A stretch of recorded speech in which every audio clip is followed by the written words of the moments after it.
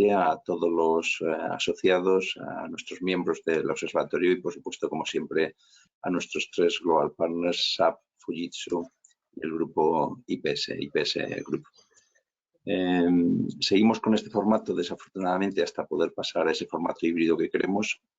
A ver si nos van llegando las vacunas. Yo ya puedo levantar la mano con mucha ilusión. Yo ya puedo decir que estoy en camino de... Ya he recibido la primera dosis y espero que todos las recibáis pronto y podamos empezar a vernos presencialmente con las medidas, por supuesto, de seguridad.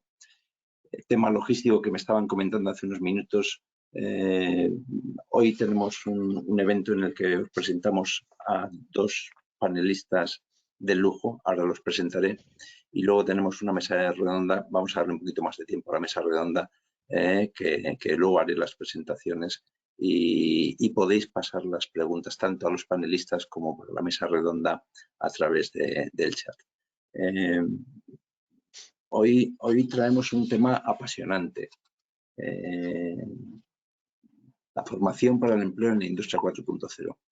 Esta mañana he tenido la suerte de poder asistir a un desayuno de trabajo con CEOs en la Cátedra de la Industria Conectada del ICAI. Y ha estado hablando un compañero muy querido, Ramón Gómez de Olea, director de Russell Reynolds España, y hablaba de la transformación digital, lógicamente, en este entorno que hablamos todos, y hablaba de los muchos cambios que conlleva la transformación digital y sobre todo hablaba de cómo cambian los modelos de negocio. Pero el cambio de los modelos de negocio, que es un cambio muy, muy importante, es nada o se queda empequeñecido por la gran trascendencia que tiene en la transformación de las personas, ¿no? Cómo estos modelos de negocio requieren una transformación en las personas, una transformación en las organizaciones y cómo esos perfiles profesionales del futuro, para que podamos mirar las empresas con garantía hacia el futuro, tiene que cambiar. Oímos hablar mucho de reskilling, upskilling, pero es un tema de retención de talento, el que hablábamos esta mañana, pero hoy vamos a hablar de la formación y vamos a verla bajo 2 prismas y luego con una mesa redonda muy abierta. Si os parece, para no perder más tiempo y hablar de lo importante que es de la formación para el empleo en la industria 4.0, voy a presentaros al primer panelista. Deciros que para mí es un lujo presentar a Antonio Arenas. Antonio Arenas es un ingeniero industrial del ICAI, doctor por la Universidad Pontificia de Comillas, profesor jubilado de la Universidad de Comillas, pero para mí será una característica dual muy especial. Y hablo de dual porque creo que Antonio nos va a hablar de algo de dual, y es que Antonio ha sido compañero mío, pero también profesor mío. Por tanto, Antonio, es un lujo tenerte, profesor. Todo tuyo.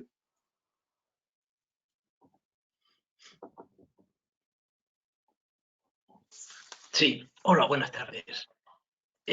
Ante todo, agradeceros, a ti particularmente, Enrique, los elogios y agradecer al observatorio el que me hayáis permitido compartir unas reflexiones que voy a comentar a continuación, que son simples reflexiones de darle vueltas a algunos temas precisamente relacionados con la formación de los profesionales que se van a necesitar, no ya solo en el contexto industrial habitual, sino en lo que viene Industria 4.0 y en el proceso de recuperación económica en el que estamos metidos ya y en el que vamos a trabajar durante unos cuantos años. Si te parece, Antonio, empezamos lanzando un sondeo para saber lo que conocemos los miembros del observatorio, vale, a propósito de lo que vas a tratar. ¿De acuerdo? Entonces empezamos con una primera pregunta.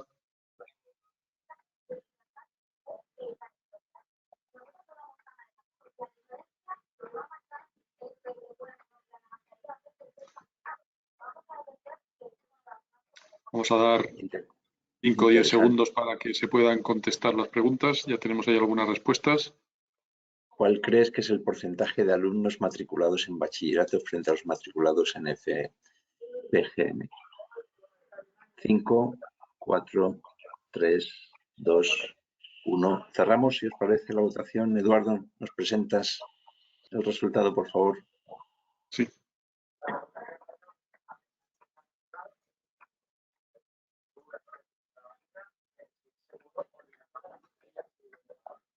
Ahí Bueno, está.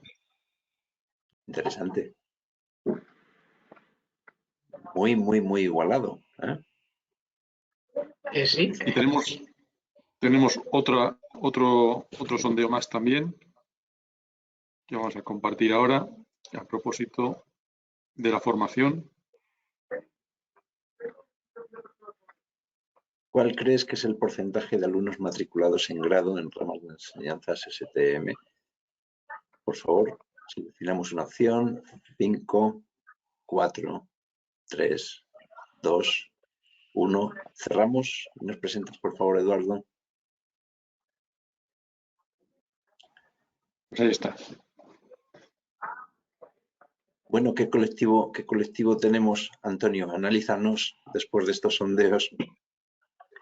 Muy bien. De acuerdo, pues vamos a ello. Compartir pantalla, Eduardo, por favor.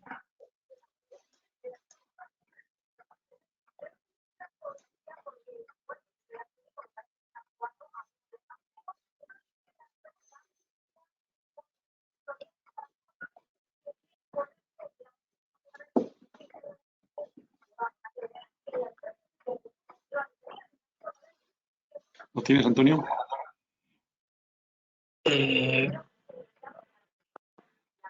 ¿Está?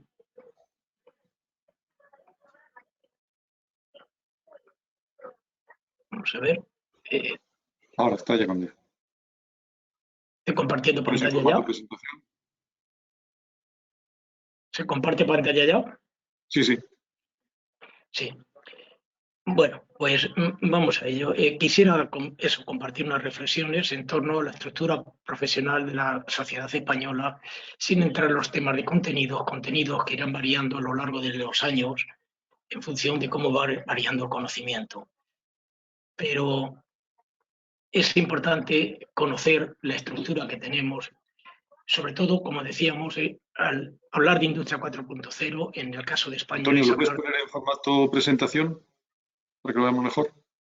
Sí. Ahí. Muchas gracias. Ya, hablar de despegue, hablar de Industria 4.0 en España se liga con un despegue económico tanto de la crisis de 2008, que ya estábamos bastante recuperados, como de la que se nos viene a continuación o en la que estamos metidos como consecuencia de la pandemia. Despegar económicamente y despegar socialmente de España va a exigir medios económicos que en el fondo ahora mismo estamos hablando de los fondos Next Generation de la Unión Europea y quizá otros que puedan venir. Pero no bastan los medios económicos con los cuales podemos adquirir, disponer de medios materiales, sino que hacen falta medios personales. Los medios personales, a su vez, podemos dividirlos en profesionales de alta cualificación, universitarios, lo que en la clasificación internacional de la educación se llamaría CINES 6-8, grado, máster y doctorado, y los profesionales de cualificaciones intermedias y bajas, que son básicamente los de formación profesional, lo que conocemos como formación profesional, que sería CINE 3 y 5, formación profesional básica, formación profesional de grado medio y formación profesional de grado superior. La cuestión es si cuenta España con el número de profesionales suficientes para dar respuesta al reto que se nos plantea. Empezamos viendo este gráfico de la OCDE, el Panorama de la Educación e Indicadores de la OCDE 2020, informe español, en el cual se ven las tres grandes clasificaciones, que son la azul. Y bueno, una pequeña aclaración, cuando hablo de cine no estoy hablando del espectáculo, del arte, sino que estoy hablando de la clasificación internacional normalizada de la educación en términos españoles, internacionalmente, pero traducido al castellano. Clasificación nacional de la educación es el documento español que traslada lo que internacionalmente ha establecido la UNESCO, y ISTER es lo mismo en inglés, es decir, la International Standard Classification and Education. Bueno, vemos en este cuadro que en el año 2019 comparamos España, OCDE y Unión Europea. No, perdón, me he ido otra vez. Vamos a ver qué ha pasado aquí.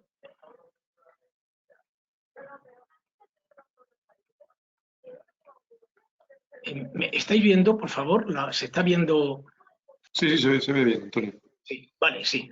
Bueno, pues comparamos España con la OCDE y Unión Europea 23. Vemos que los tres niveles que aquí se comparan son lo que se llamaría educación infantil primaria y primera etapa de secundaria, que es CINE 02, en el cual España tiene un 38,7% de formación. Hablamos de la formación máxima a que han llegado las personas que ya se pueden considerar población adulta, 25-64 años. El 38,7% no ha pasado de tercero de secundaria. O son analfabetos, primaria, secundaria, infantil. Ahí habrá quedado su máximo nivel, 38,7% en España en el año 2019. Cuando hablamos de CINE 3-4, que sería el 22,7%, estamos hablando de personas que han terminado, cuyo máximo nivel alcanzado es cuarto de ESO, bachillerato o formación profesional de grado medio. Y cuando hablamos de CINE 5-8, estamos hablando de 38,6% de personas que tienen un nivel educativo de formación profesional de grado superior, una cualificación profesional de grado superior, formación profesional de grado superior y universitario. Esta es la estructura que tiene España en el año 2019 según la OCDE. Cuando comparamos con los datos de la media de la OCDE, vemos que la cifra de 38,7 ellos la tienen en un 21,9. Son personas de baja cualificación, de muy baja cualificación, no tienen ni siquiera cualificación profesional, es decir, su nivel cultural pues es el que corresponde a máximo hasta tercero de la ESO. Vemos que en el grupo de CINE 3-4, que es bachillerato y formación profesional de grado medio, la media de la OCDE está en el 42,3, cuando nosotros teníamos un 22,7, y a nivel formación profesional de grado superior y universitario están en el 39,6. Estas cifras vistas en el contexto de la Unión Europea son para la educación universitaria, lo que se llama educación terciaria o educación superior, que incluye, repito, la formación profesional de grado superior, está en el mismo orden que la OCDE, similar, y nosotros estamos ahí bien, pero sin embargo, la cifra correspondiente a los niveles intermedios estamos muy alejados nosotros de ello. La Unión Europea tiene incluso cifras superiores a la de la OCDE. Esto, dicho así, en grandes grupos, podemos verlo con un poco más de detalle a grupos más pequeños. Si comparamos España con unos cuantos países y además dividimos la cifra que hemos visto antes de 22,7, la dividimos, decíamos que era formación profesional de grado medio y bachillerato. Bueno, pues si ahora la dividimos entre la gente cuyo nivel máximo de formación alcanzado es el bachillerato o formación profesional de grado medio, España en formación profesional de grado medio solo tiene el 9,4% de la población 25-64 años. Mientras que, por ejemplo, Alemania tiene el 53,4%. Mientras que la media OCDE está en el 27 y la Unión Europea está en el 23. Eso nos lleva a, bueno, pues a ver que para poder desarrollar un proyecto de crecimiento de nuestro país, si tenemos que contar con las cualificaciones de niveles intermedios, poco vamos a poder hacer. Aquí vemos con un poco más de detalle esta cifra exacta comparada con unos cuantos países de los que nos rodean. Decíamos 9,4 nosotros, perdón, 9,4 nosotros, 53,4 Alemania. Personas con formación profesional de grado medio. Luego, personas con formación profesional de grado superior y universidad, 29,9, nosotros 38,6. Ahí ganamos. Bien. Y, sin embargo, personas que no tienen ninguna cualificación, 38,7, 13,3. Y personas con bachillerato y cuarto de ESO, que sería, pues eso, personas de una cierta de unos ciertos conocimientos, una cierta formación, pero que no tienen cualificación profesional, Alemania tiene una cifra muy baja. Bien, seguimos viendo la situación actual de España y aquí comparamos otra cosa curiosa. Seguimos viendo la cifra de formación profesional de grado medio entre España, OCDE y Europa y EU 23, este 9,4% al que hemos hecho alusión. En el caso de OCDE es el 27%, de la Unión Europea el 38%. Formación profesional de grado superior, nosotros tenemos el 11,7% de esa población 25-64 años en el año 2019. La OCDE tiene el 7,3% y la Unión Europea tiene el 5,4%. Si sumamos lo que sería toda nuestra formación profesional, llegamos al 21,1%. La OCDE tiene el 34,4% y la Unión Europea el 38,2%. Cuando luego vemos las titulaciones universitarias, ya no hablo de formación superior que incluye a los ciclos formativos de grado superior, a la formación profesional de grado superior, sino solo formación universitaria, nosotros nos posicionamos con el 26,9%, 32,3% OCDE y Europa el 23% y Europa el 32%. Hay una cosa curiosa que nos pasa a nosotros que no les pasa a los otros. Tenemos más titulados universitarios que personas graduadas en formación profesional, sumando las dos formaciones profesionales.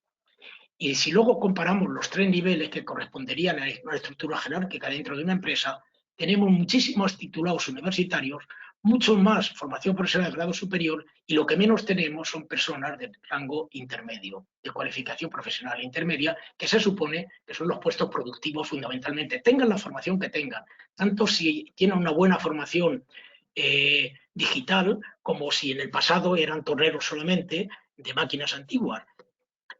Esta clasificación de estos grupos casi siempre se va a mantener, queramos o no, o irán cambiando los conocimientos, pero así va a suceder normalmente, a no ser que, por ejemplo, España optara por un tipo de empresas de muchísima investigación y, por tanto, necesitáramos muchísimos titulados universitarios. Pero la realidad no es esa y dudo que lo vaya a ser.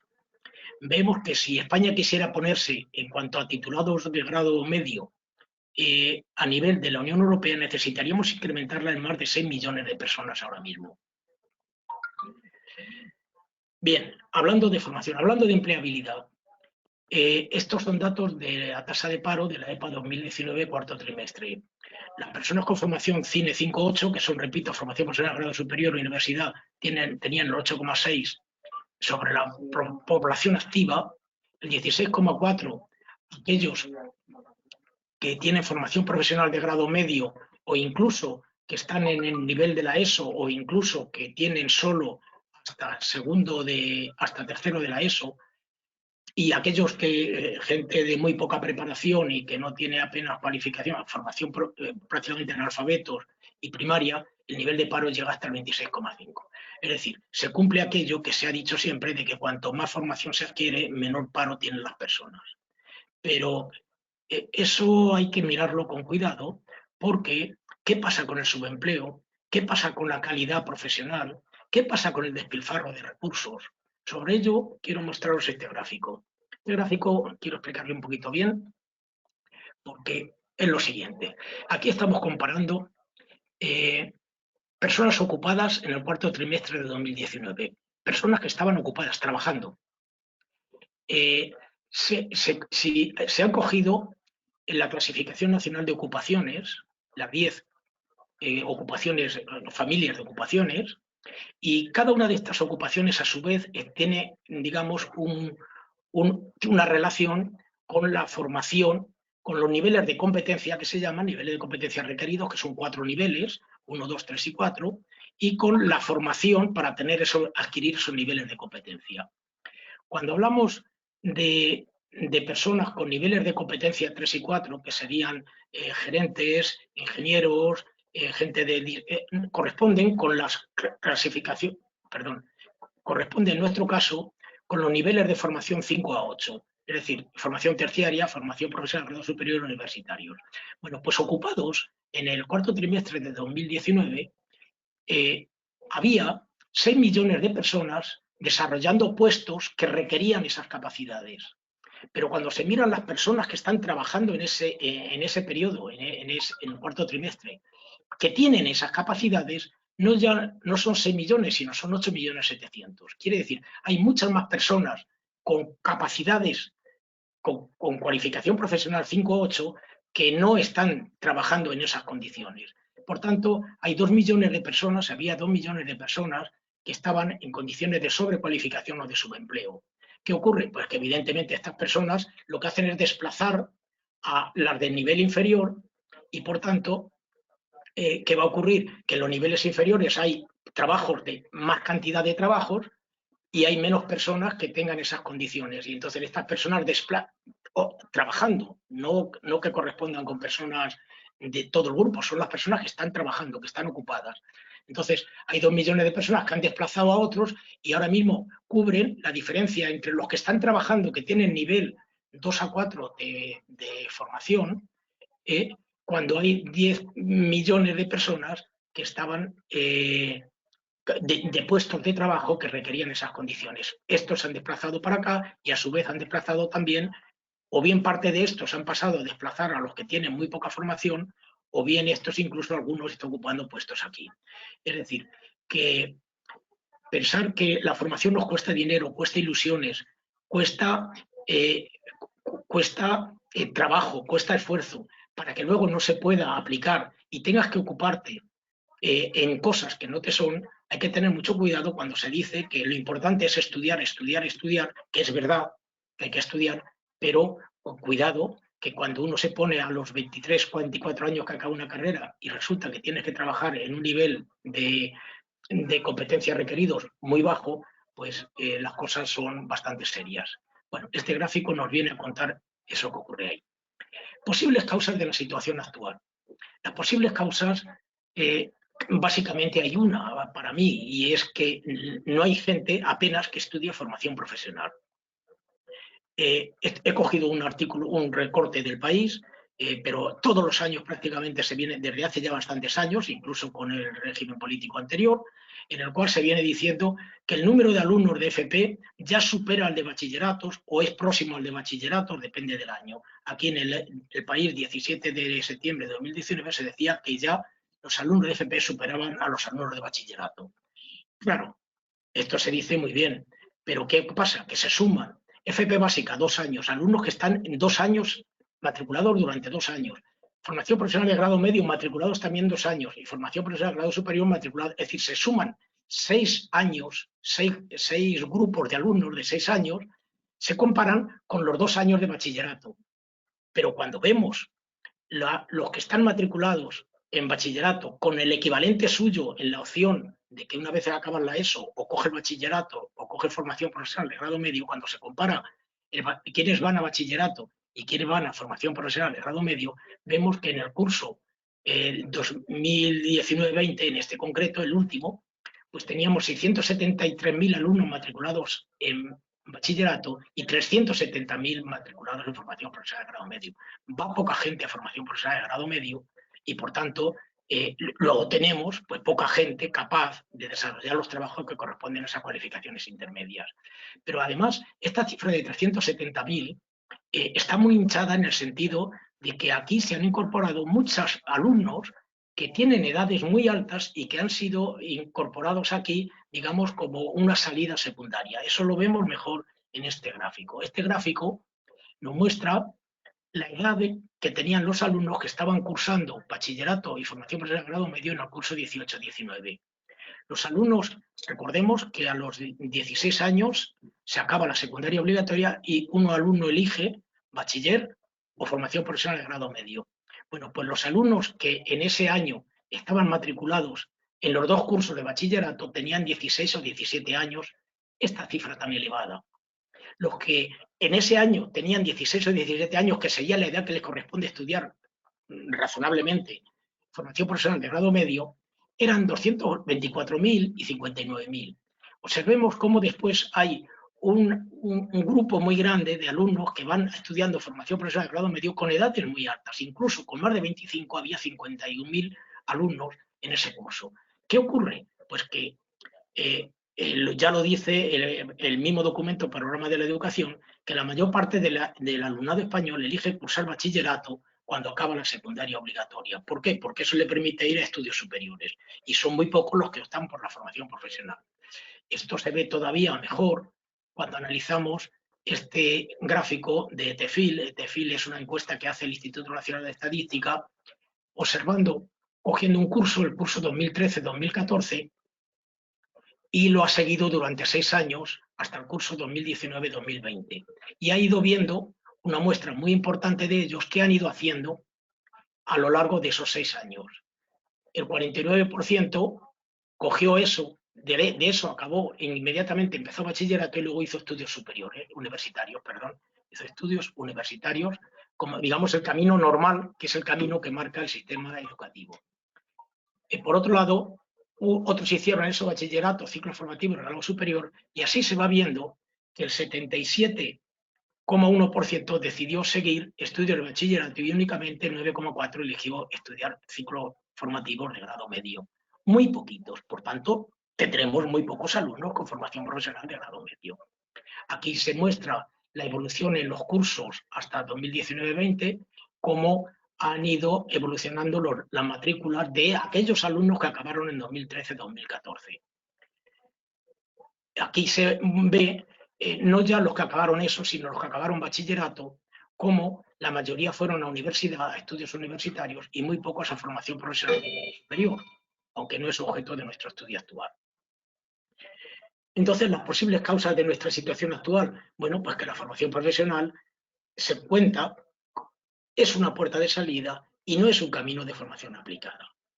Esto tiene que ver por qué los alumnos eligen bachillerato en vez de formación profesional y luego nos conduce a muy poca gente con formación profesional. Bueno, pues mira, cuando se coge uno la legislación actual, la última, y se ven los objetivos del bachillerato, artículo 33, y se ven los objetivos que se marcan en ese mismo documento, en el artículo 40 para la formación profesional, se comparan. Hay objetivos de bachillerato que son específicos de bachillerato, pues aprender técnicas de investigación o hablar un poquito de ellas, porque claro, van a ir a la universidad, y otros específicos de formación profesional como la preparación para el trabajo y tal. Todos esos son específicos. Pero hay una serie de objetivos que marco a continuación, que son específicos de formación humana, de formación en valores, de cultura, que se recogen para el bachillerato, pero no se citan entre objetivos de formación profesional. Y cuando un alumno o un padre quiere que sus hijos se formen, quiere que tenga estos valores, no va a coger formación profesional, va a coger bachillerato, porque fijaros los objetivos que son. Ejercer ciudadanía democrática de una perspectiva global, consolidar madurez personal, afectiva, sexual y social que permita respetuoso, razonable, tal, leo entre líneas, afianzar hábitos de lectura, estudio y disciplina, dominar. Estos son objetivos que están en la lista de los objetivos del bachillerato, pero no están en la lista de los objetivos de formación profesional. Y sigo aquí. Expresarse con fluidez, conocer y valorar críticamente realidades del mundo contemporáneo, desarrollar sensibilidad artística y literaria, utilizar la educación física y el deporte para favorecer el desarrollo personal, afianzar actitudes. ¿Qué está ocurriendo con esto? Pues que claramente estamos haciendo que en la formación profesional no sea un camino de formación aplicada, con carácter aplicado, entendiendo cómo funcionan las cosas y manejándolas. No, se está haciendo un camino, una puerta de salida hacia el mundo del trabajo. Aprende a trabajar y aprende a trabajar. Y claro, así nos pasa. ¿Qué actuaciones se pueden hacer? Bueno, pues hay unas actuaciones a corto plazo y otras a medio y largo plazo. A corto plazo hay una cuestión interesante, y es que de este 38,7% que teníamos antes, vemos que son gente que tiene educación, que acabó en educación infantil o en primaria o en primera etapa de secundaria, pero son profesionales posiblemente muy buenos en su profesión. Lo que no tienen es documentada esa cualificación profesional que les permitiría pasar a engrosar la cifra del 9,4, a crecer esa cifra.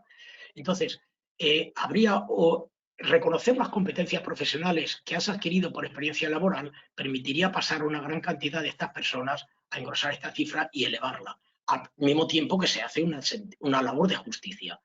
Igual pasaría con las personas que han hecho bachillerato o cuartos de formación de eso, que están aquí en estas cifras, pero que no tienen un reconocimiento profesional, pero que están trabajando posiblemente, y si se les reconocen las competencias profesionales, posiblemente podamos recuperar parte de ello.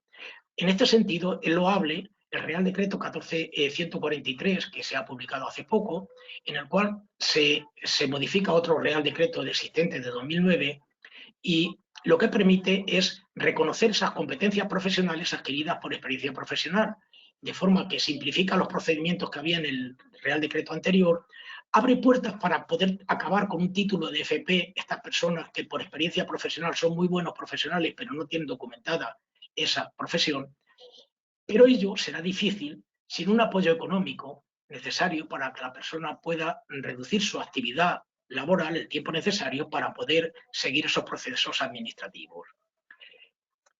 Este mismo Real Decreto, en su declaración de objetivos, en su preámbulo, dice que del total de los casi 23 millones de españoles que conforman la población activa, 11 millones, la mitad, coherente con lo que hemos visto, equivalente a un 40%, no tienen un nivel de formación profesional documentado, carecen de documentos oficiales que lo acrediten.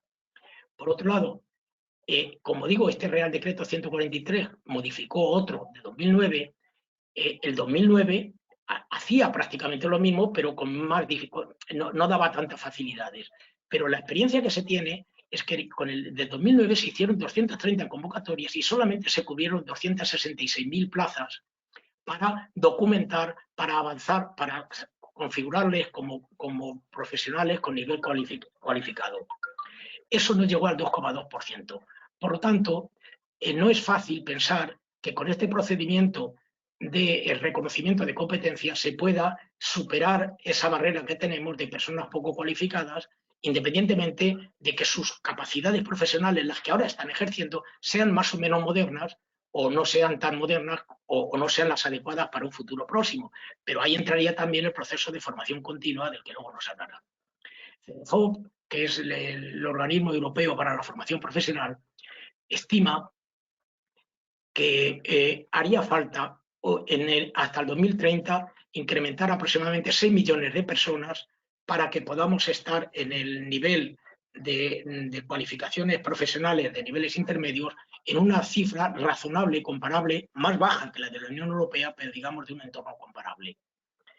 Eso será difícil si no hay un apoyo económico, si no tenemos un apoyo económico para que las personas puedan reducir su actividad laboral y puedan dedicarse a ello.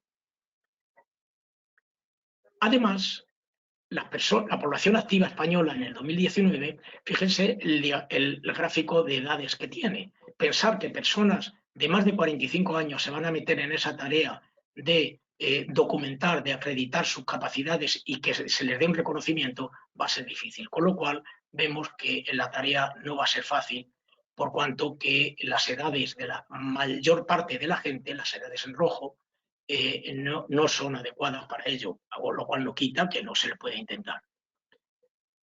Actuaciones sobre el sistema educativo. Eso es recuperar, digamos, parte de los profesionales que tenemos. Sobre el sistema educativo, ¿qué se puede hacer? Pues la LOMLOE, la actual ley de educación, ya habla mucho de intentar potenciar la formación profesional, y también ahora es el momento en que se está gestionando una nueva ley de formación profesional. La LOMLOE lo que dice es que la educación debe aumentar y implicarse más en el tejido productivo a través de la formación profesional y, por tanto, apuesta fuerte por la formación profesional.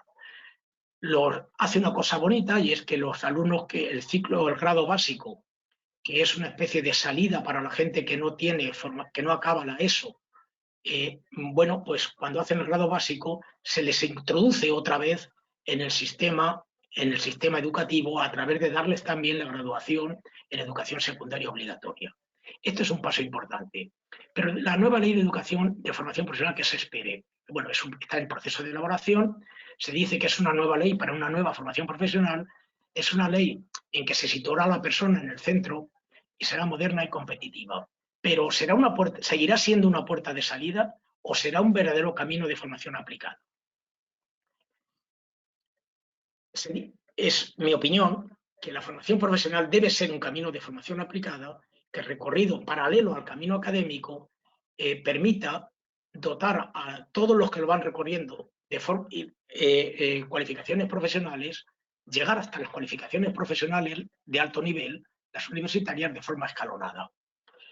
Es un camino que debe ser de formación completa, no obviando la formación en valores. No se pueden excluir las artes, la filosofía, las materias que configuran a la persona valores. En relación con las profesiones STEM, dado que estamos en el ámbito de la industria 4.0, querría hacer la siguiente, aportar el siguiente dato.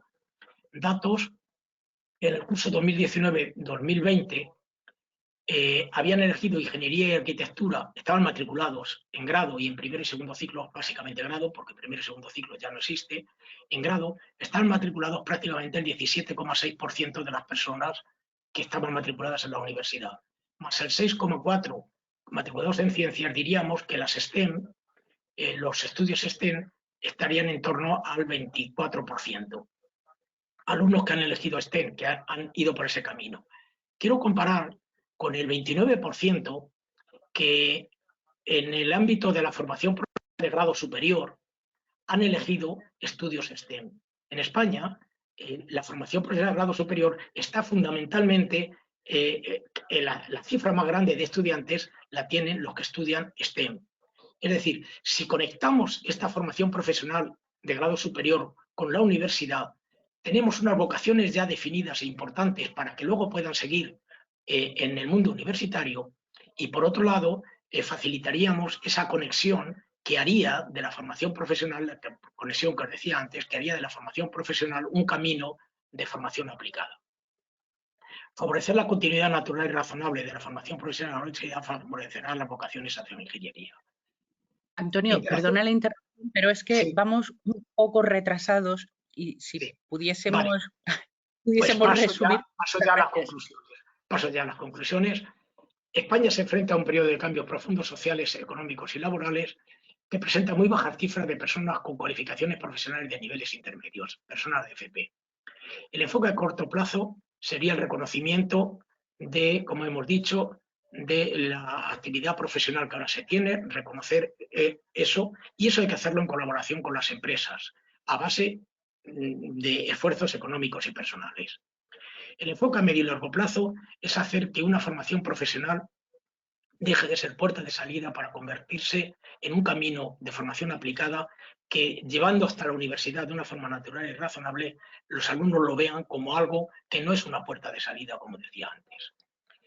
Si tomáramos como referencia el modelo alemán, como los ratios que veíamos antes de formación profesional, la pregunta ahora es, ¿tiene sentido, si fuéramos un 50% de formación profesional de grado medio, ¿tiene sentido que esa población, 50%, la mitad de la población de 25 a 64 años, no reciba formación cultural, social, en valores que se establecen como diferenciadores entre bachillerato y FP? Con el sistema educativo actual, ¿es posible combinar esta formación humanística con la formación en habilidades que se reclama con aplicación cada vez más inmediata? Se está reclamando la formación dual, está reclamando, viene bien y es interesante y es muy importante, pero ojo, que la mayor parte del tiempo, un tiempo muy importante del alumno, se pasa en la empresa. ¿Es posible combinar eso que va a adquirir habilidades con una formación humanística en valores como la que estamos propiciando y estamos proclamando para los alumnos de formación profesional, con los alumnos de bachillerato? Perdón, se acabó. Simplemente, muchas gracias por su interés. Creo que estamos aquí. Muchas gracias por su interés y cuidado con la enfermedad que tenemos por aquí rondando. Muchas gracias. Muchísimas gracias, Antonio. Como siempre, nos has dado amplia información y una visión de lo que nos ocurre. Y como no podía casi ser de otra manera en España, los extremos se vuelven a tocar. O tenemos mucha gente del lado de la formación escasa o poca preparación, o tenemos mucha gente del lado de la titulación superior.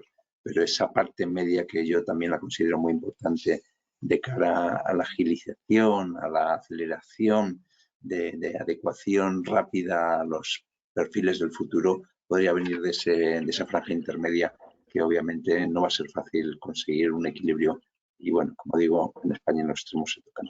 Cualquier pregunta hacia Antonio, por favor, lo dirigís hacia el chat y luego al final de la sesión abrimos el turno de preguntas. Antonio, muchísimas gracias. Quédate por ahí, por favor, que luego te necesitamos en la mesa redonda. Sin más dilación, pasamos a presentar nuestro segundo panelista, José Ramón Aranda Jiménez, ingeniero industrial, máster en Economía y Administración de Empresa, coordinador de formación continua y transversal del Instituto de Ingeniería de España, director de recursos humanos en diferentes multinacionales, profesor de universidad. Perdóname, sé que no te gusta mucho, pero bueno, premio de alguna asociación querida y cercana en el año 17. Es un lujo tenerte también, José Ramón. Muchísimas gracias. No quiero dilatarme más. Y dar las gracias también a Marta, que haga de timekeeper. Que en el Observatorio de la Industria 4.0 os dedicaréis a la investigación. Nos dedicamos a la observación. Por el título ese que has dicho, de reconocimiento. Bueno, como sabes, José Ramón es un observatorio y somos observadores. Ya. Te dejamos. Muchísimas gracias. Tengo que dar a mostrar mi pantalla, ¿no? Sí.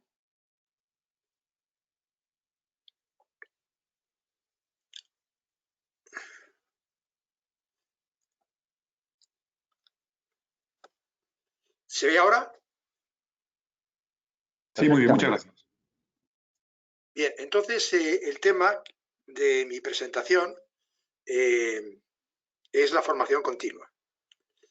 Como en principio estaba previsto que empezara a las 6:30, voy a tratar de, si os parece bien, de resumir un poquito mi presentación.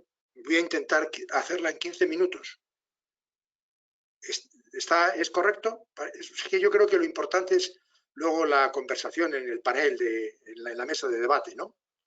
Sin duda, José Ramón, muchísimas gracias por el esfuerzo. Voy a intentar, ¿os parece bien, utilizar nada más que 15 minutos?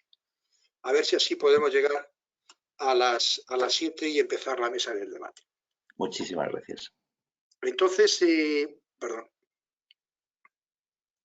vuelvo un poco a explicar que mi presentación es sobre la formación continua en España, no lo que debería ser, sino antecedentes y contexto actual. Yo en estos 15 minutos voy a tratar de manejar datos, manejar información. Voy a dejar las conclusiones para la mesa redonda, para el debate. No, de forma que podamos, o que me pueda yo, digamos, ahora no dedicarme a dar mi opinión, sino al final en la mesa redonda. ¿Por qué es importante la formación continua en España? Ya sé que la Unión Europea lo dice, tanto la Comisión Europea como el Parlamento Europeo, como el organismo que Antonio ha citado antes, el CEDEFOP, que es el organismo dentro de la estructura de la Comisión Europea encargado de los temas de formación continua, ¿no? Bien, en España tenemos ¿cuál es la situación española actual? Yo creo que está delimitada o definida por dos cosas: el desempleo español y también el desarrollo potencial de la industria 4.0. La economía española tiene un gran problema con el desempleo. Desde hace 40 años, prácticamente desde la instauración de la democracia, la tasa española de desempleo es 15 puntos por encima de la tasa de Estados Unidos o de la tasa de Alemania. Y esto es desde hace 40 años. No es que el problema de desempleo sea un problema ahora, que lo es, sino que es tradicionalmente un mal que tiene la economía española. Aquí en la pantalla podéis ver los datos desde la última crisis financiera, desde el año 2009. Sistemáticamente son 10 puntos por encima de la tasa de desempleo de otros países europeos, Alemania, Francia y Holanda. Pero lo importante no es esa tasa, que lo es, sino también la composición de esa tasa de desempleo. Las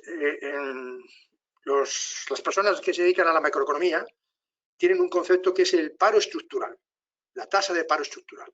Es un concepto abstracto que ahora no se trata de explicar científicamente, pero quedaros con la idea de que la tasa de paro estructural es la tasa de paro que se tiene en una sociedad, en un país, cuando la economía va estupendamente, cuando la economía está en el punto más alto de desarrollo y de crecimiento. Bien, esa tasa de paro estructural en Estados Unidos es el 3%. En España, ¿cuánto es? Depende de la gente, depende de quién lo calcule, pero está entre el 16 y el 17%. Ya sea quien lo calcula, ya sea la Unión Europea, el Eurostat o ya sea el Banco de España.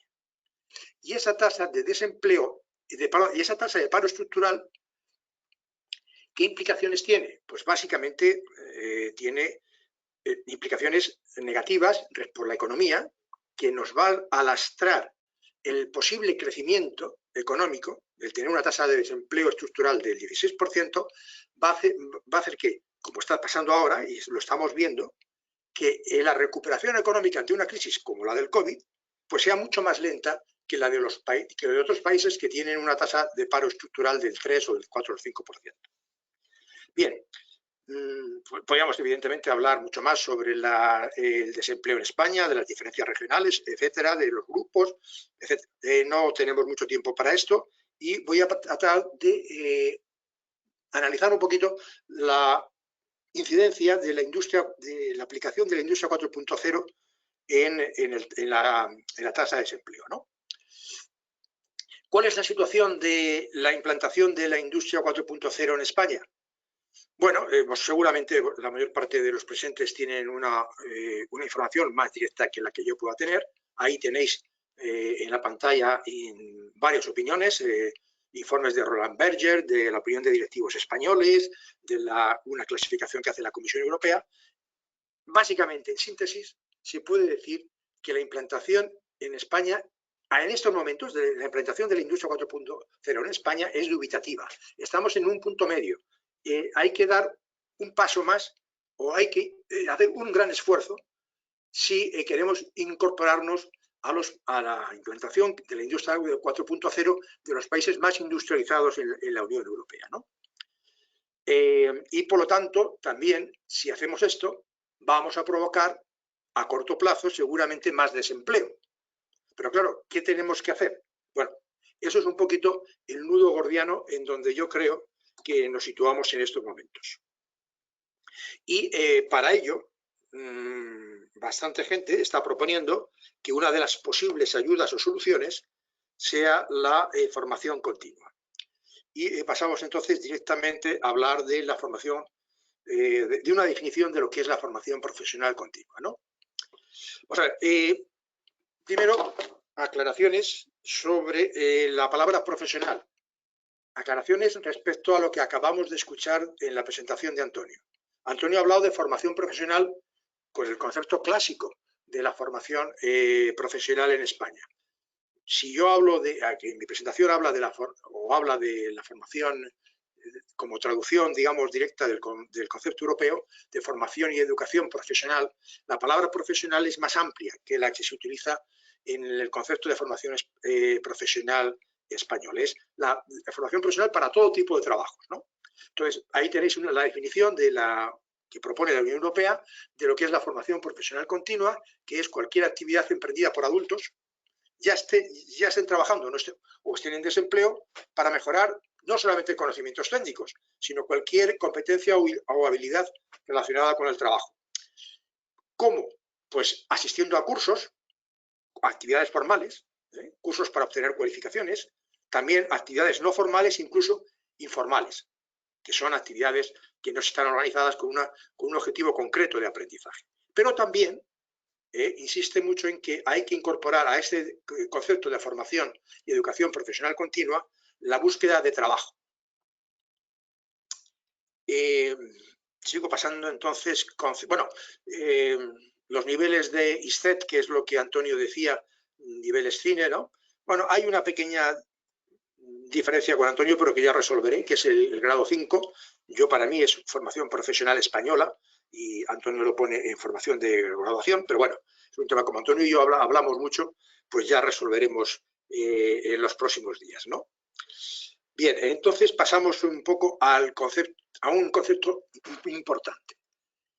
Si nosotros queremos desarrollar en España o entender en España lo que es la formación continua, nos encontramos con que hay 3 ministerios y 7 u 8 departamentos ministeriales u organismos gubernamentales que se preocupan o que dicen o que encajan dentro de la definición que hemos visto de lo que es la formación continua según la Unión Europea.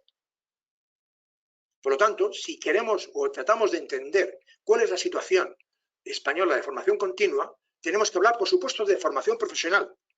De formación profesional en el sentido de la presentación de Antonio, puesto que, como ya os ha explicado Antonio, hay mucha gente, muchas personas que están haciendo formación profesional continua por encima de la edad normal de hacer esa formación.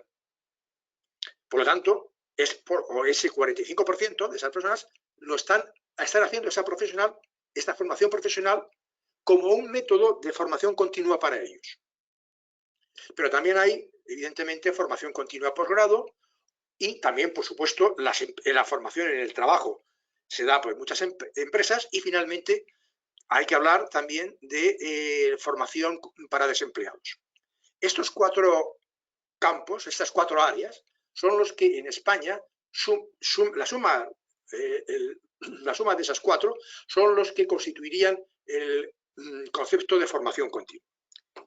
Y, no sé cómo voy de tiempo, me faltan, bueno, vamos a ver si podemos terminar en 8 minutos. Bien, rápidamente voy a tratar de señalar un poquito la situación en cada una de esos 4 áreas, ¿no?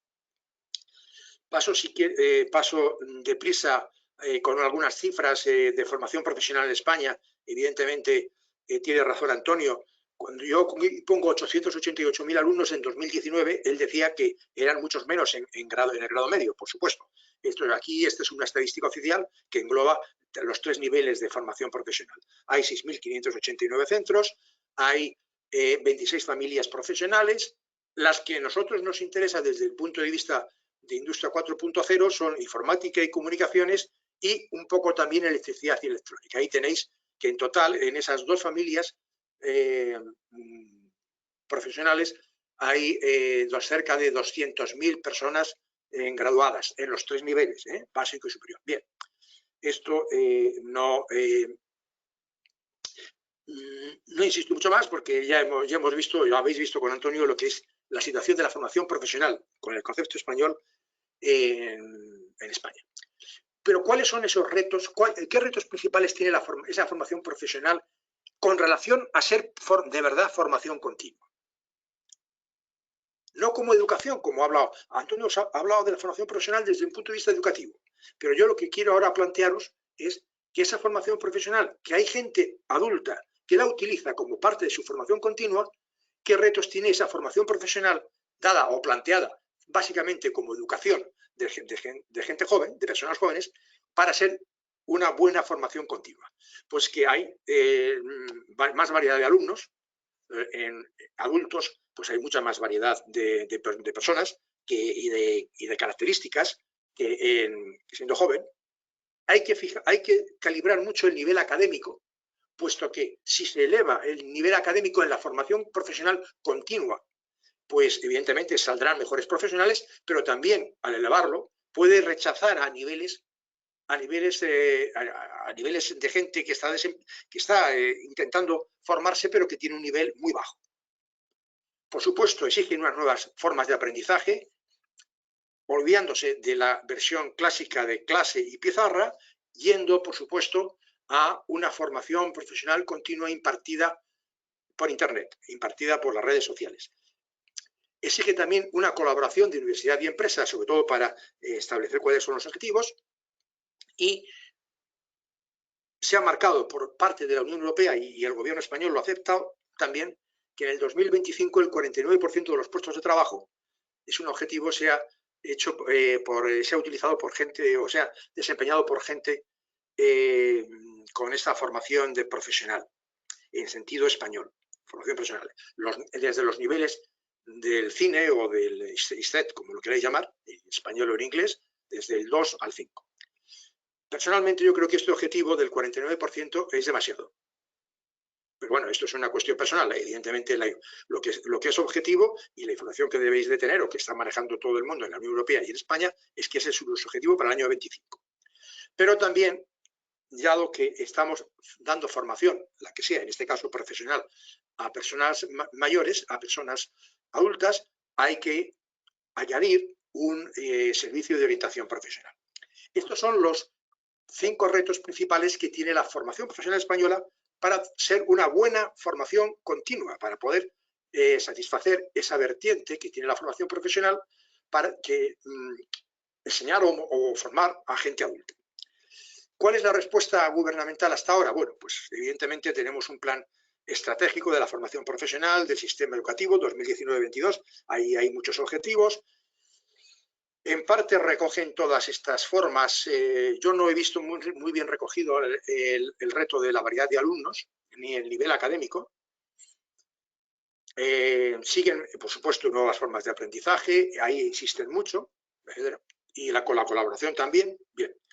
Este plan estratégico de la formación profesional, que es un plan estratégico de objetivos, últimamente, hace un mes o más o menos, ya ha sido dotado, el gobierno español lo ha dotado con 1.500 millones de euros, porque la presentación del plan para la formación profesional, el crecimiento y la empleabilidad se le ha dotado de 1.500 millones de euros que se supone que vendrán de las ayudas europeas.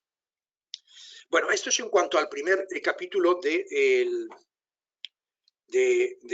la formación continua, que es la formación profesional en sentido español aplicado a la formación continua. Si vamos a la otra cuestión, que es la formación de posgrado, ¿por qué se da la formación de posgrado? ¿Por qué se necesita una formación continua de posgrado? Posgrado entendido posgrado universitario. La mayor parte de los alumnos que terminan consideran que hay un desajuste entre lo que han estudiado y lo que se le pide en el mercado de trabajo, pero también lo más importante es en que todas las encuestas, que me he leído varias encuestas bien hechas y demás, evidentemente las empresas demandan cada vez unas capacidades, ya sean técnicas, ya sean de cualidades o de habilidades que no proporcionan las empresas. Sigo adelante un poquito y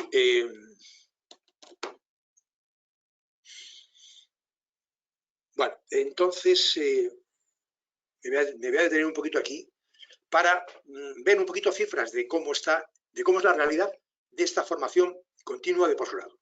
Solamente está implantada o está presente en el 20% de las empresas. No está aceptada por la mayoría de las empresas.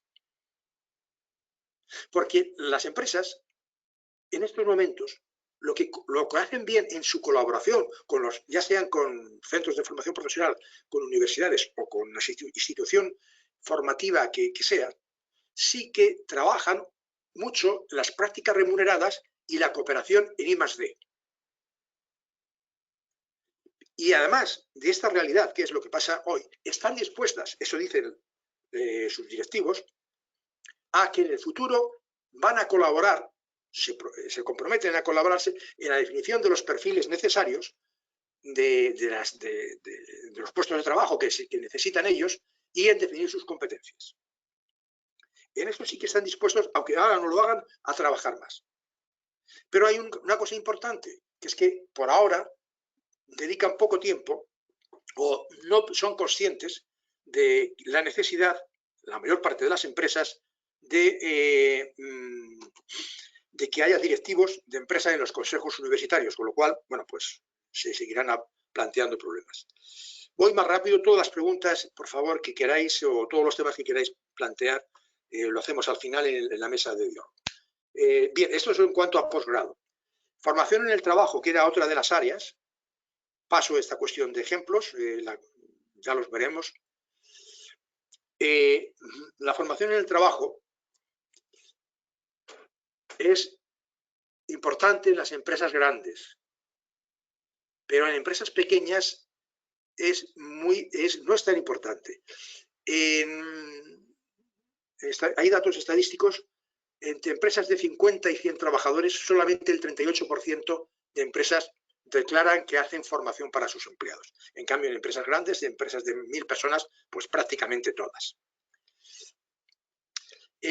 Sin meternos un poco en los métodos de formación, que pueden ser muy variados, las necesidades actuales también que piden o las empresas dicen que necesitan son esas, entre otras muchas. Yo he distinguido o he elegido, o creo que hay que elegir 4 principales. Datos de empresas españolas. Piden técnicos en Big Data, en marketing digital, en inteligencia artificial y en blockchain. Seguimos un poquito avanzando y ya terminamos con la formación para desempleados. La formación para desempleados está en estos momentos, hay dentro del plan estratégico de formación profesional, está la formación para desempleados, pero la realidad es que la gestión de esta formación para desempleados está delegada en las comunidades autónomas y en las instituciones privadas. No hay una labor del gobierno, de la administración central del gobierno, para formar desempleados. Es así, es la realidad. De todas formas, hay gente que pone en duda la eficacia de la formación para los desempleados. La mayoría de los autores que han examinado este tema pues se muestran evidentemente favorables, pero hay unos cuantos en donde de alguna forma dicen que aunque no es que no sea eficiente, no es que la gente desempleada que se forma no adquiere una pequeña ventaja, que no adquiere un mayor bien, pero es que es escaso lo que se les ofrece. Está formando ahora, muestra una escasa relación en el esfuerzo o en las cuestiones que ellos tienen que formarse para buscar empleo. Por eso, simplemente, que entre todos los estudios que se puedan hacer, hay que tener en consideración las personas que han investigado esto y que muestran resultados escasos de esa formación para desempleados, para poderla mejorar. Y evidentemente no solamente hay que dar formación en el sentido de cursos y demás, sino que la formación para desempleados debe de exigir o tiene que ir acompañada de planes de asesoramiento y orientación profesional individual. Con esto termino, me he pasado 3 minutos, pero en principio todas las dudas y todas las preguntas, etcétera, que queráis hacer, pues, o opiniones, pues las manejamos, o si queréis también os puedo dar yo también mi opinión sobre qué hay que hacer a partir de ahora. Lo dejo ya para la mesa del trabajo. ¿De acuerdo? Ramón, muchísimas gracias y felicidades por haber hecho como los buenos ciclistas, que es recuperar el tiempo perdido, y has escalado hasta dejarnos en el horario previsto por la organización. Muchísimas gracias, excelente presentación. La verdad es que me ha encantado esa definición que has hecho de la formación continua. Desde luego, cuando empiezas la vida profesional piensas que ya has estudiado y no, la formación empieza realmente, tienes la base y empieza cuando empiezas a desarrollar tu carrera laboral. Y yo creo que no se termina hasta, bueno, nunca. Desde luego, desde aquí, desde el observatorio, uno de nuestros fines fundacionales, desde luego, es intentar contribuir de alguna manera a esa formación continua, visto de una manera tan amplia como lo has expresado, en apoyar en la diseminación del conocimiento asociado a la implementación de tecnologías de las más innovadoras como forma de innovación estratégica para el sector industrial español. O sea que si podemos contribuir con ese granito de arena desde aquí del observatorio, creo que estamos contribuyendo a la formación continua. Sin más, de tiempo. Yo, permitirme, y el observatorio, este observatorio puede hacer bastantes cosas. Pero bueno, es motivo de que, digamos, de forma privada un día charlemos. Sin duda, porque todas las ideas suman. Muchísimas gracias, José Ramón. Nuevamente, felicidades. José Ramón, Antonio van a participar en nuestra mesa redonda y se van a unir 2 personas más pero nos van a dirigir la mesa redonda 2 miembros del observatorio, Marta Musategui, tesorero de la Junta Directiva, y Matías Delgado Ureña, vocal de la Junta Directiva, que han preparado esto con muchísimo esfuerzo, con mucha ilusión, y nos van a presentar esta mesa redonda, la van a dirigir. Y por favor, Marta, no pierdan ni un segundo más. Matías, presentándonos a los otros 2 panelistas que van a intervenir. Muchísimas gracias. Muchas gracias a ti, Enrique. Y efectivamente se nos van a unir otros 2 panelistas para la mesa redonda, Juan Pedro García y Javier Miró. Yo lo que voy a hacer es que voy a hacer una breve presentación de cada uno de ellos y les voy a pasar les voy a dar la palabra durante un par de minutos. Siento ser tan rácana con el reloj, pero nos gustaría, como solemos hacer, terminar a tiempo, para que nos puedan explicar cuáles son las acciones que en estos momentos las entidades a las que representan están llevando a cabo. Juan Pedro García es licenciado en Ciencias Geológicas, doctor en Económicas y además máster en Administración de Empresas, en Distribución Comercial y en Neuromanagement, que es una disciplina que cada vez está ganando más peso en el mundo de la empresa y del negocio en general. Es director de formación de SAP. SAP prácticamente no necesita presentación por nuestra parte. Es una de las empresas líderes de desarrollo de sistema de gestión profesional, por no decir la empresa líder, y es uno de nuestros global partners, además, con lo cual estamos muy agradecidos y además les tenemos mucho cariño, como ha dicho Enrique en la presentación. Juan Pedro, si durante un par de minutos nos cuentas, aunque sea en términos muy genéricos, qué es lo que estáis haciendo en el tema de formación desde SAP, antes de empezar con las preguntas de la mesa redonda, pues perfecto. Muy bien. ¿Me escucháis bien? ¿Me escucháis? Sí, Perfectamente. Sí, Vale, sí, vale. perfecto. Perdonad, es que en Murphy, no lo podéis imaginar, se me ha caído 2 veces la red ahora. O sea que esto será algún foro de debate de otra universidad que nos quiere boicotear, ¿no? Pero bueno, voy a intentar que la red nos proteja. A ver, primero me gustaría agradecer al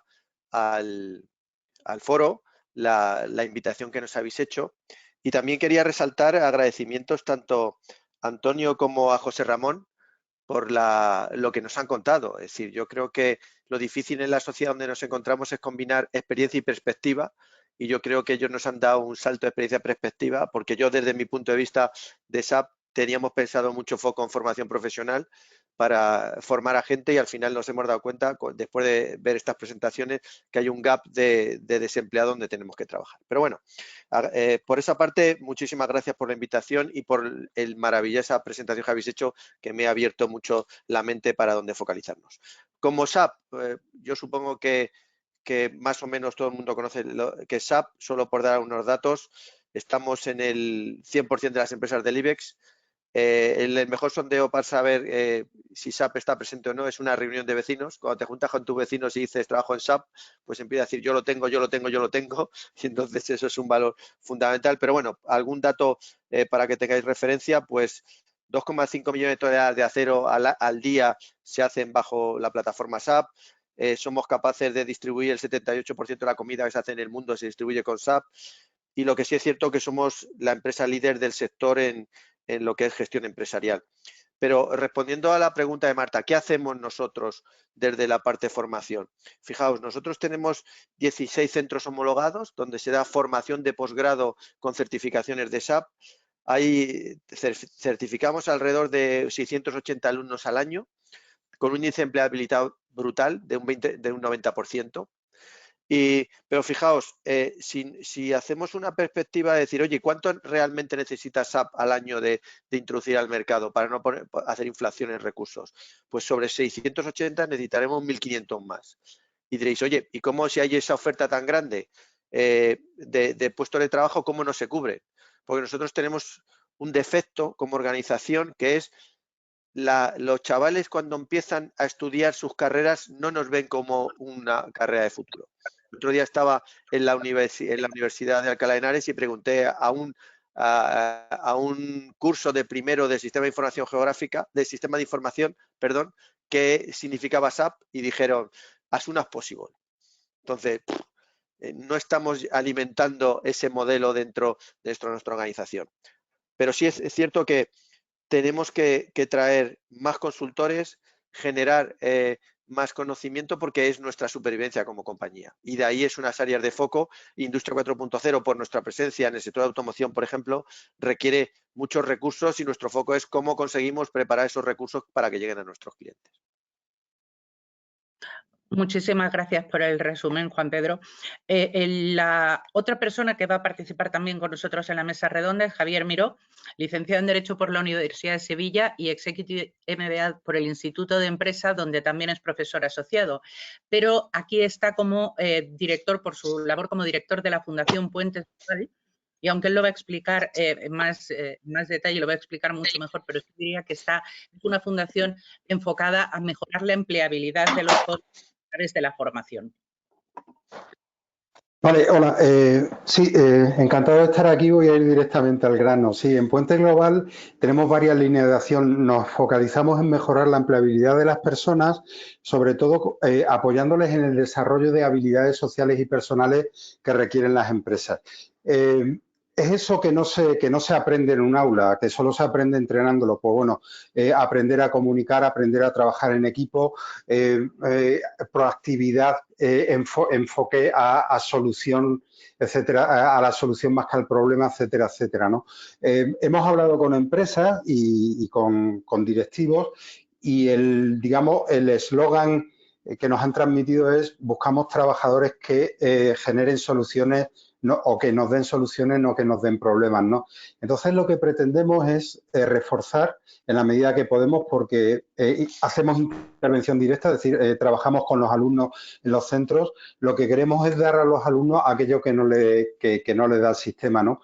Nos hemos quedado mucho con un mensaje que se ha dicho aquí, que parece que el sistema educativo forma ciudadanos, es decir, eso bachillerato, y la formación profesional forma trabajadores, ¿no? Pues lo que pretendemos es, por así decir, llegar a estos estudiantes que no tienen esa oportunidad de desarrollar una serie de habilidades que para mí para nosotros son claves, ¿no? Y ya os digo, no somos expertos en formación profesional, estamos fuera del sistema de formación profesional con sus ventajas y sus inconvenientes. Y uno de los inconvenientes que vemos es cómo, y eso lo vemos en el nivel más micro de intervención en los centros, quien debería ser un árbitro, es decir, o mediar entre el futuro trabajador, en nuestro caso, pero entendemos que también el trabajador y sus expectativas y las necesidades de la empresa, estoy hablando de la administración pública, pues muchas veces es un obstáculo, ¿no? Es decir, no deberían estar dictando lo que tiene que ser, por ejemplo, el contenido de la formación continua. Yo he trabajado mucho en formación continua, sino facilitando el diálogo social entre las partes. Y muchas veces, pues bueno, hay cosas que no se pueden regular por decreto, sino que hay que dejar al diálogo social. Y he acabado. Fenomenal. Pues ha sido rápido, rapidísimo. Matías, te paso la palabra para que arranques con la mesa redonda en sí. Bueno, pues queríamos empezar con el encuentro que es formación para el empleo, y que nos dierais vuestra opinión de manera muy directa y muy concisa de cuáles son las principales carencias, desajuste entre el mercado laboral, el mercado de trabajo y lo que es la formación reglada. Esa formación reglada puede abarcar toda la formación reglada, desde el bachillerato a la universidad o a la formación profesional. Pero, en vuestra opinión, cuáles son los mayores desajustes, las situaciones más graves o más críticas que nos lleva a ese desencuentro entre la formación y el empleo en el tema del mercado de trabajo? Empiezas, si quieres, Antonio, empiezas, seguimos la misma secuencia de intervenciones, y aunque Juan Pedro lo ha comentado, pero sería bueno que nos dieseis todos vuestra opinión. Antonio, empiezas. Bueno, yo creo que el desajuste viene centrado un poco pues, en las expectativas que se hace cuando uno se embarca en el sistema educativo que tenemos. Las expectativas tenemos un camino principal que acaba en la universidad, y luego cualquier otra opción de salirte es porque no te han ido bien las cosas. Si vas hacia el mundo del trabajo, pues es una desviación de ahí.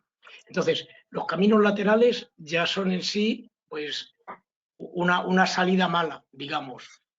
Mala porque no está pensado para que te salgas y puedas continuar. O sea, no está pensado para que sigas otro camino paralelo al otro, sino que está pensado como puerta. Entonces, por otro lado, tanto cuando llegas al final como cuando llegas al final lateral a través de la puerta, pues yo creo que es que hay mucha... es decir, vamos a ver, los temas de educación reglada adolecen de mucha inercia para los cambios. Y entonces, cualquier cambio que se quiere introducir en la formación reglada, tanto si es al final en los conocimientos del personal, de los profesionales universitarios, como si es en los conocimientos de la gente de formación profesional, de los alumnos, de los titulados en formación profesional, hay mucha inercia, porque son estructuras muy pesadas, muy reglamentistas, y entonces yo creo que ahí tiene que acudir mucho en ayuda de todo eso el que se piense en que la formación reglada tiene que dar una formación básica, fundamental, como persona, como fundamentos básicos para luego, a lo largo de tu vida, a través de la formación continua, la formación que propone José Ramón, tú te puedas ir incorporando en cada momento y de forma rápida a los cambios que pueda haber. Pero yo creo que la formación continua tiene que jugar un papel que quite de inercia a la formación reglada, que de por siempre la va a tener.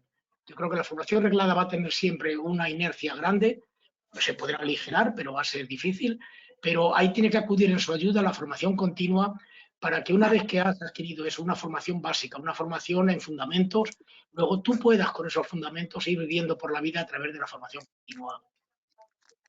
Esta es mi opinión. De los desajustes. No te oigo, yo no te oigo, Matías. Se oye mal, Matías. ¿Sí? ¿Ahora? Sí, te oigo mejor. Un poquito bajo.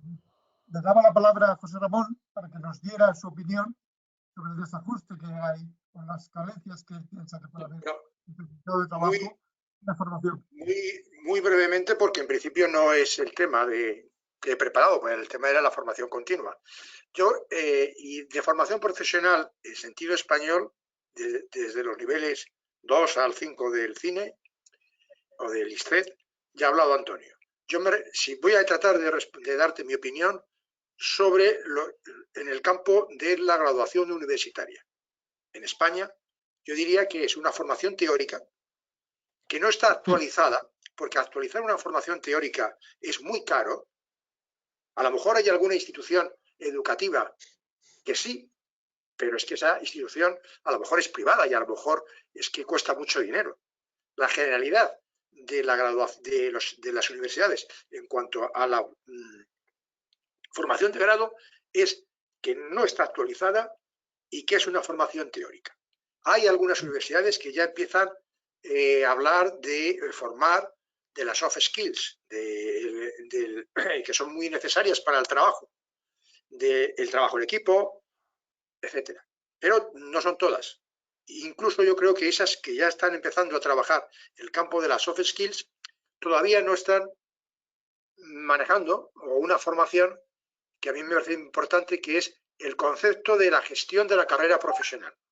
Hay que enseñar a la gente joven, a la gente cuando tiene 22 o 23 años, que no se ha terminado de la vida ya cuando ha salido de la universidad, sino que su carrera profesional, lo que van a hacer hasta que tengan 65 años o la edad que sea cuando se puedan jubilar, hay que gestionarla. No hay que estar simplemente esperando o a recibir a que alguien le llame para ofrecer un puesto de trabajo. Ese es un concepto que yo también he hecho en falta. En resumen, formación teórica no actualizada y necesidad de formar en soft skills. Juan Pedro. Yo, mi opinión es refrendar lo que dice Antonio y José Ramón. Yo lo diría en una frase. Hay una distancia enorme entre el conocimiento ofrecido y el demandado por las empresas. Es decir, no están cubriendo las expectativas de lo que las empresas estamos pidiendo. Si ya para nosotros es difícil mantener tecnologías que cambian de meses, pues imaginaos para unos itinerarios formativos de una universidad.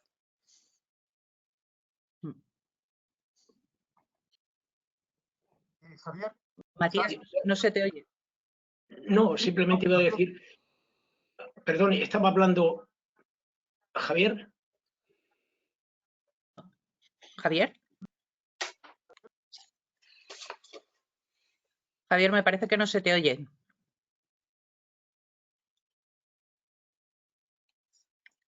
Bueno.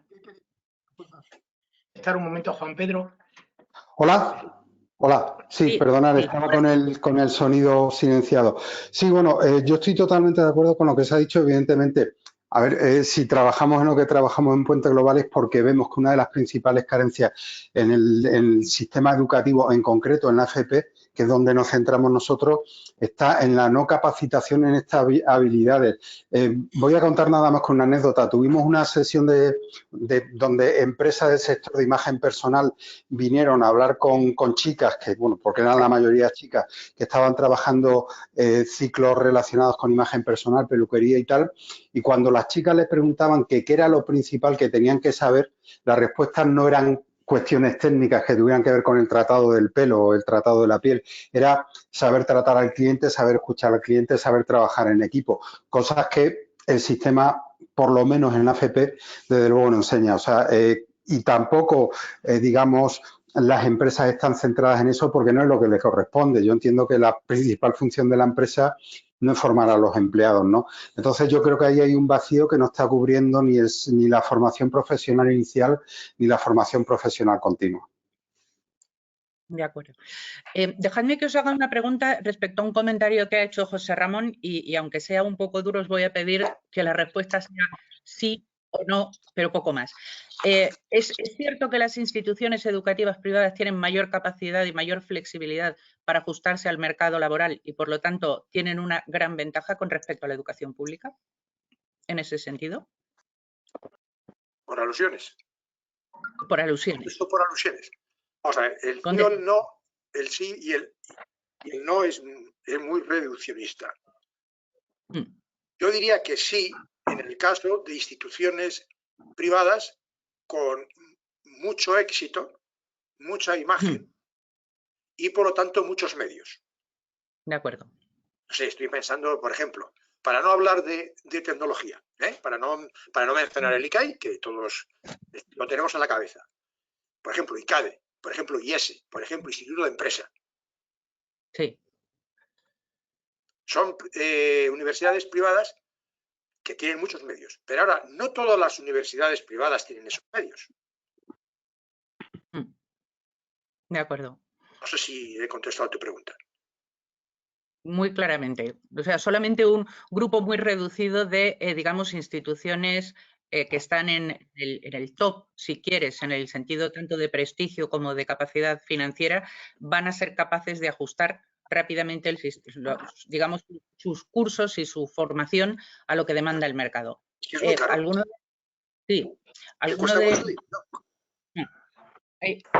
otra opinión al respecto? Sí, vamos, yo lo ligaría un poco con lo que decía Juan Pedro. Es decir, esta capacidad de cambiar rápidamente a lo que se demanda, hay que concebirla dentro de que las cosas básicas, fundamentales, no se van a cambiar rápidamente. Es decir, a través de la formación continua sí se puede actuar. Todos conocemos que estas grandes instituciones que dice José Ramón, muchas tienen cursos laterales, institutos laterales, actividades laterales que son a través de las cuales se van introduciendo muy rápidamente en las necesidades del mercado, pero la estructura básica de conocimiento, esa se mantiene como bastante estable porque siempre ayuda a los fundamentos y a la parte sólida del conocimiento y no tanto a cubrir lo último que ha salido, que eso normalmente se hace a través de institutos o de instituciones colaterales en división. Claro, y evidentemente estas instituciones colaterales las tienen quienes pueden tenerlas, que no son cualquiera. Y si alguien que no es gordo lo intenta hacer introduciéndolo en la estructura básica, cambiando continuamente su estructura de formación básica fundamental, lo hará mal. De acuerdo. Yo, por mi parte, es decir, claramente la privada es mucho más flexible que la pública. En la pública el problema que hay es encorsetados en modelos muy poco flexibles y ahí prima más la persona y la motivación por cambiar que la propia estructura que le ha puesto la universidad. Entonces, hay centros, la Rey Juan Carlos o la Salle, o que bueno, es la Salle privado, o la Universidad de Sevilla, que trabajamos nosotros, y son personas que han decidido cómo tomar el cambio, pero no se lo ponen fácil.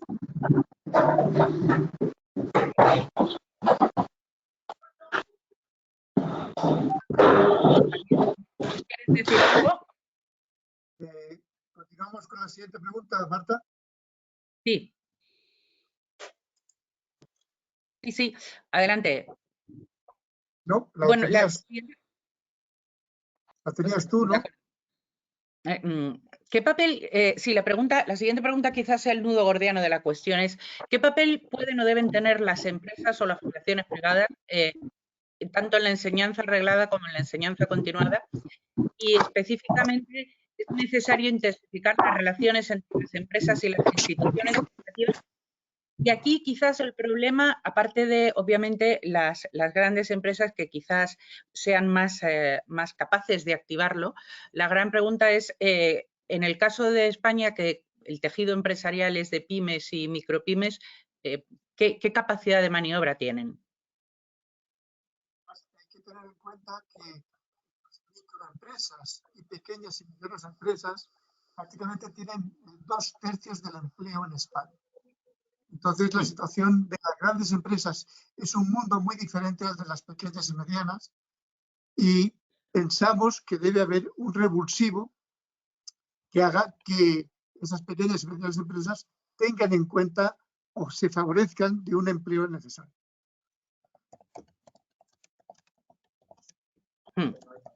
Empezamos los cuatro, el que quiera. Si quieres, Antonio, empiezas. Un momentito que busco mi presentación porque tenía unas cuestiones ahí.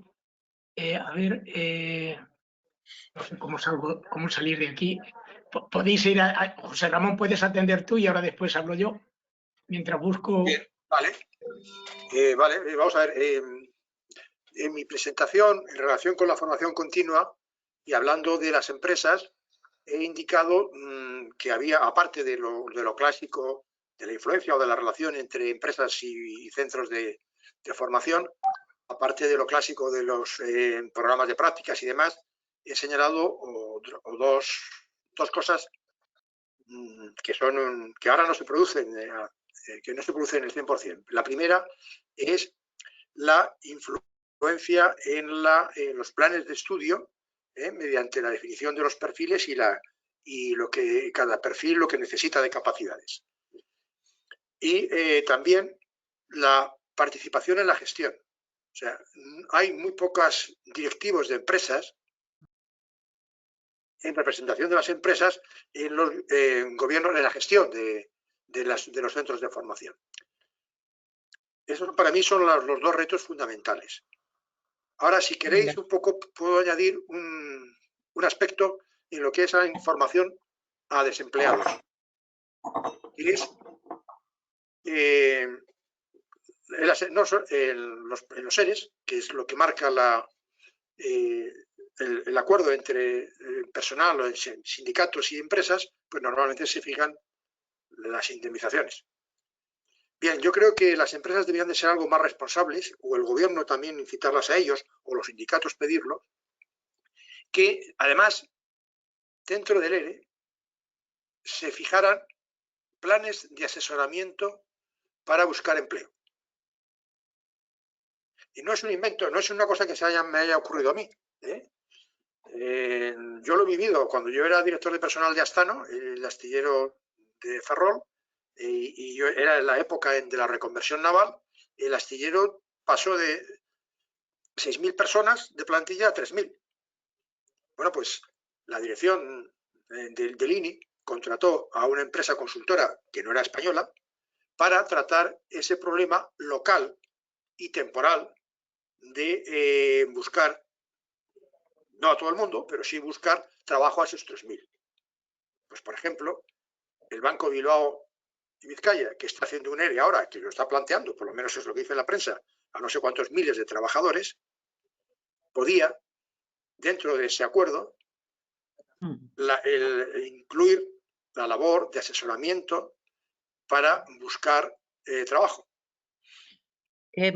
Perdonadme, porque como estamos ya prácticamente fuera de tiempo, lo que sí quería antes de terminar la mesa redonda, y es que nos están presionando para acabar a tiempo, es ver si Juan Pedro, desde el punto de vista de la empresa, nos puede dar también su opinión acerca de cuál debe ser el mecanismo de colaboración entre ambas. Yo creo que de una perspectiva como la nuestra, donde tenemos ese grado de implantación en las organizaciones, lo que tenemos que planificar son modelos donde no solo generemos puestos de trabajo dentro de esa empresa, sino que ayudemos a las familias de esas empresas, de esos empleados, a seguir creciendo dentro de esa organización o meterlo al mercado. Eso por un lado, es lo que llamamos nosotros universidad ANCOP, universidad de empresa, es decir, ayudamos a los empleados a crecer y a los familiares de los empleados también a que entren en un mercado laboral. Y segundo, lo que tenemos que hacer es trasladar como oferentes de puestos de trabajo al mercado cuáles son las necesidades que tenemos y ponerlo de una forma fácil, sencilla y barata para crecer rápidamente con esa perspectiva de crecimiento. De acuerdo. ¿Puedo hacerte una pregunta muy rápida? Juan Pedro, desde tu punto de vista, ¿esto es un tema que se debe plantear a nivel empresa o tiene sentido que se hagan iniciativas a nivel sectorial? Por ejemplo, a nivel de asociaciones. Es que somos una sociedad un poco individualista, voy a decir. A ver, para nosotros lo más fácil es una organización que aglutine y a partir de ahí, top-down, pues moverlo. Pero nosotros hay organizaciones que nos aceptan rápidamente y hay otras organizaciones que vas al grupo y tienes que ir al ente individual porque cada una tiene un modelo. Es muy difícil. Para nosotros lo más fácil sería a partir de una organización global y que luego top-down. De acuerdo. De acuerdo. Pues me temo que es que nos están cortando y no nos dejan seguir con la mesa redonda. No sé, Enrique, ni si nos queda tiempo, que me temo que no, para una pregunta de la audiencia. De hecho, nos hemos dejado algunas de la mesa redonda en el tintero. Yo creo que estamos ya un poquito fuera. Si hay algo, por favor, que podemos contestar a esta pregunta, pues se la remitimos la respuesta, por favor. La hacemos ahora en interno, fuera de línea, porque la verdad es que la mesa daría para muchísimo más, un tema tan apasionante. Simplemente dar las gracias a Antonio, José Ramón, Juan Pedro, Javier y, por supuesto, por las presentaciones y el valor de vuestras opiniones. Marta y Matías, muchísimas gracias por haber preparado esta excelente jornada. Gracias a todos los miembros del observatorio, queridos miembros del observatorio. Con esta reunión cerramos en este semestre un ciclo de 2 reuniones consecutivas en que hemos tenido eventos un poco transversales, sostenibilidad y economía circular el mes pasado, ahora mismo el tema de formación para el empleo en Industria 4.0 y recordaros que volvemos para los 2 últimos eventos de este primer semestre con temas muy core. En el día 20 de mayo recuerdo que tenemos un tema de ciberseguridad, dar las gracias por haber participado y por estar participando junto con el Observatorio y con Fujitsu, uno de nuestros Global Partners, en la elaboración de ese informe que presentaremos el día 20 de mayo. Y cerraremos este semestre el día 24 de junio también con un trabajo que estamos realizando con todos vosotros, que es de Digital Supply Chain, un poco el estado del arte y del grado de madurez de la Digital Supply Chain en España, también de la mano de SAP y del grupo IPS, y gracias a la colaboración y participación de todos vosotros. Muchísimas gracias otra vez a todos. Cuidaros mucho, seguid haciendo grandes cosas y sobre todo divertiros pero dentro de las reglas. Muchísimas gracias a todos de verdad por vuestro tiempo, por vuestra aportación. Gracias a todos. Un placer. Gracias. Gracias a todos. Hasta luego.